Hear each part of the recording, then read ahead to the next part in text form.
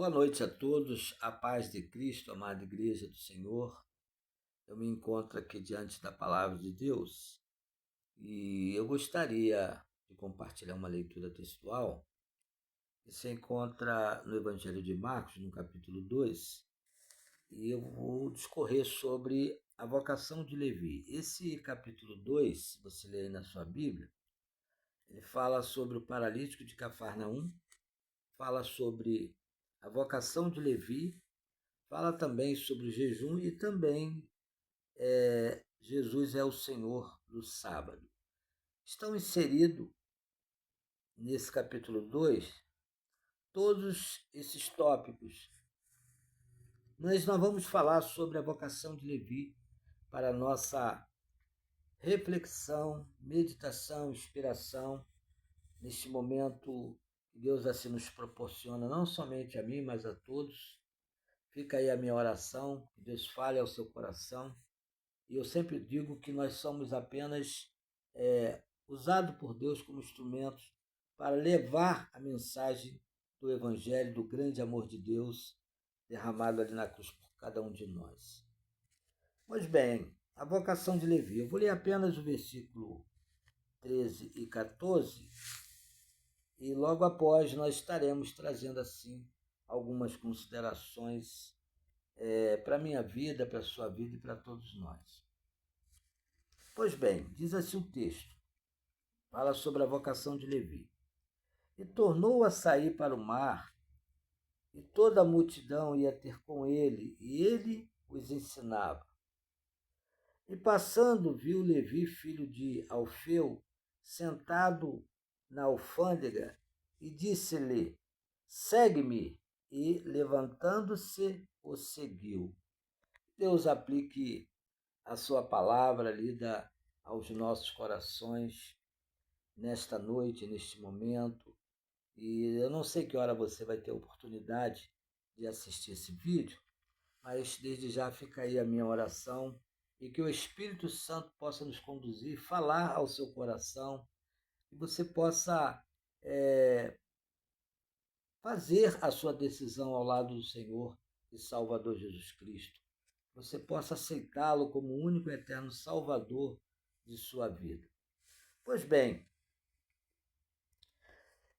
a primeira consideração que eu gostaria de trazer, antes de nós discorrermos sobre esse texto, é dizer para você que o Senhor Jesus veio aqui na terra, ele deixou a sua glória e ele veio numa grande missão. A missão do Senhor Jesus era buscar e salvar o que se havia perdido. Por quê? Porque a palavra de Deus diz que todos pecaram e destituídos estão da glória de Deus. Quer dizer, todos estão afastados da glória de Deus. E Jesus veio para buscar e salvar este homem pecador. E a palavra de Deus diz que quando o Senhor Jesus esteve aqui realizando o seu ministério público, a Bíblia nos mostra e nos prova que o Senhor Jesus ele percorria cidades, aldeias, sempre caminhando para Jerusalém. Jesus ia pregando, ensinando, e a sua popularidade ia se espalhando por toda a região, toda a cidade, por todos os lugares.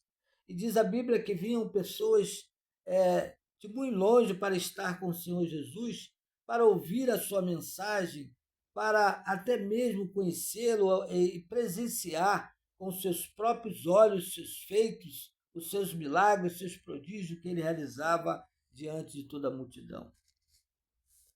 E logo quando a gente começa aqui no capítulo 2, no versículo 13, que fala sobre a vocação de Levi, diz assim, e tornou a sair para o mar, e toda a multidão ia ter com ele, e ele os ensinava. Jesus não somente pregava, mas ele ensinava. Interessante é que no versículo 14, diz assim, e passando Jesus, viu Levi, filho de Alfeu, sentado na alfândega, e disse-lhe, segue-me, e, levantando-se, o seguiu. Eu queria abrir um parêntese para dizer para você que esse homem que estava ali na alfândega era como se fosse hoje um funcionário público do Ministério da Fazenda. E ele estava ali trabalhando em plena atividade. E Jesus passando fez esse convite, fazendo essa vocação para que ele pudesse segui-lo, para que ele pudesse se tornar um dos seguidores do Senhor Jesus. E diz a Bíblia, a palavra de Deus nos mostra, nos prova que, levantando-se, o seguiu. Ele largou tudo para seguir o Senhor e Salvador Jesus Cristo. E quando eu estava lendo esse capítulo 2, no versículo 13 e 14, me fez lembrar também que quando Jesus avistou, os seus discípulos eram pescadores, homens rudes, sem conhecimento e letrados, e Jesus fez o convite a todos e eles largaram as suas redes e seguiram o Senhor e Salvador Jesus Cristo. Posso também trazer em memória o grande apóstolo São Paulo, Saulo de Tarso, aquele que perseguia a igreja do Senhor, aquele que era um homem poliglota, falava vários idiomas e que perseguia a igreja, perseguia aqueles que anunciavam Jesus, que anunciavam o Evangelho. E a Bíblia diz que ele pediu carta para Damasco e que se ele encontrasse quer homens, quer mulheres falando de Jesus, falando deste Evangelho, ele levava presos para Jerusalém e dava ali o seu voto de morte para todos aqueles. Mas a Bíblia diz que quando ele teve um encontro com Jesus Cristo, ele teve a sua vida transformada. De perseguidor do Evangelho, ele passou a ser perseguido.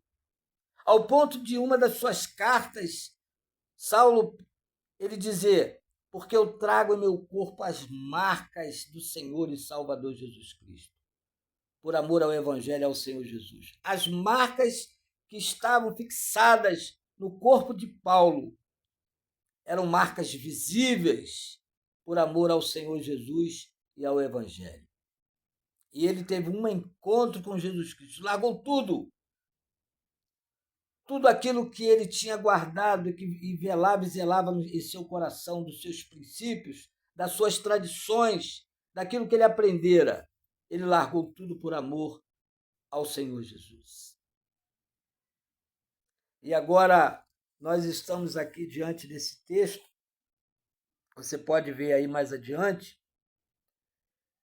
Versículo 15 diz assim: E aconteceu que, estando sentado à mesa, em casa deste também estavam assentados à mesa com Jesus e com os seus discípulos, e muitos publicanos e pecadores, porque eram muitos e os tinham seguido. E no versículo 16 diz assim: E os escribas, que eram os copiadores da lei, e os fariseus, vendo comer com os publicanos e pecadores, disseram aos seus discípulos: Por que come e bebe ele com os publicanos e pecadores? Eles questionaram aos seus discípulos por que Jesus comia e bebia com publicanos e pecadores. Diz no versículo 17: E Jesus, tendo ouvido isso, disse-lhes: Os sãos não necessitam de médico, mas sim os que estão doentes. E eu não vim chamar os justos, mas sim pecadores. Jesus veio buscar e salvar este homem pecador. Jesus veio buscar e salvar o que se havia perdido. Porque a Bíblia diz que todos pecaram e destituídos estão da glória de Deus. Todos estão afastados da glória de Deus. E Jesus veio buscar e salvar o que se havia perdido. Ele veio por mim, ele veio por você e por todos nós. E Jesus não precisava de dar prova do seu amor, mas ele deu prova do seu amor quando ele entregou a sua vida quando ele passou toda a humilhação, quando ele foi escarnecido, humilhado, levado a uma cruz, foi pregado com 2 ladrões, quando ele ali entregou a sua própria vida em prol de toda a humanidade. E Jesus, mesmo estando ali na cruz, ele não precisava da prova do seu amor, mas ele deu prova do seu amor. Ali se encontrava 2 ladrões com o Senhor Jesus ao lado dele, um à direita e um à esquerda. E um reconheceu Jesus como Filho de Deus. E ele disse: Senhor, lembra-te de mim quando entrares no teu reino. E Jesus disse para ele: hoje estarás comigo no paraíso. E ele ali reconheceu Jesus como Filho de Deus. O que eu gostaria de deixar para você ainda nesse momento é que você precisa fazer a sua decisão ao lado do Senhor e Salvador Jesus Cristo. Por quê? Porque Jesus é o único caminho, a verdade e a vida. E que fora de Jesus não há salvação. E a Bíblia diz que nenhum outro nome é nos dado pelo qual devamos ser salvos, a não ser o Senhor e Salvador Jesus Cristo. Por isso que nós estamos aqui nesta noite, neste momento, para levar essa luz radiante de Jesus que brilha em nossos corações. E que um dia nós tivemos uma experiência com Jesus Cristo, para que você possa tomar conhecimento desta verdade, para que você não venha ser enganado, para que você possa saber que só Jesus pode nos garantir a salvação eterna.